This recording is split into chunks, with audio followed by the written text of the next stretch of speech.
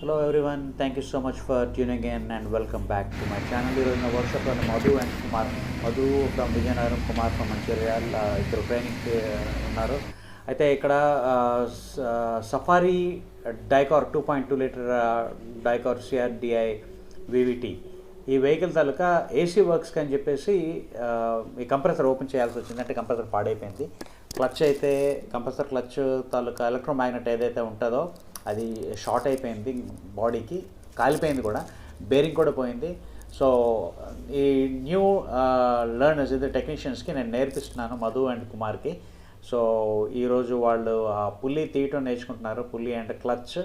So belt open చేసేసిన తర్వాత compressor తాలూకా సక్షన్ అండ్ డిశ్చార్జ్ పోర్టల్ తీసేసి అక్కడ నుంచి కంప్రెసర్ కూడా బండి నుంచి బయట తీసేసిన తర్వాత ఈ క్లచ్ పుల్లీ తీయటానికి, క్లచ్ మామూలుగా తీసేసారు టూల్ పెట్టేసి, ఈ పుల్లీ తీయటానికి స్పెషల్ టూల్ యూజ్ చేయాల్సి వచ్చింది, పుల్లర్ని.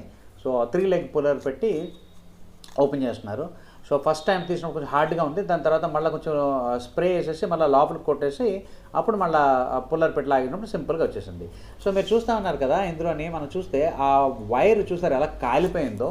సో జనరల్గా నేను చెప్తా ఉంటాను కదా, ఎలక్ట్రోమాగ్నెట్ అంటే ఒక వైర్ గుండా కరెంట్ పాస్ అవుతున్నప్పుడు దాని చుట్టూతో మ్యాగ్నెటిజం వస్తుందని చెప్పి, అదే వైర్ని కొన్ని వందల సార్లు రౌండ్ టర్న్స్ చేస్తే ఆ మ్యాగ్నెటిక్ ఫీల్డ్ స్ట్రెంగ్త్ చాలా కాన్సన్ట్రేటెడ్గా ఉంటుంది.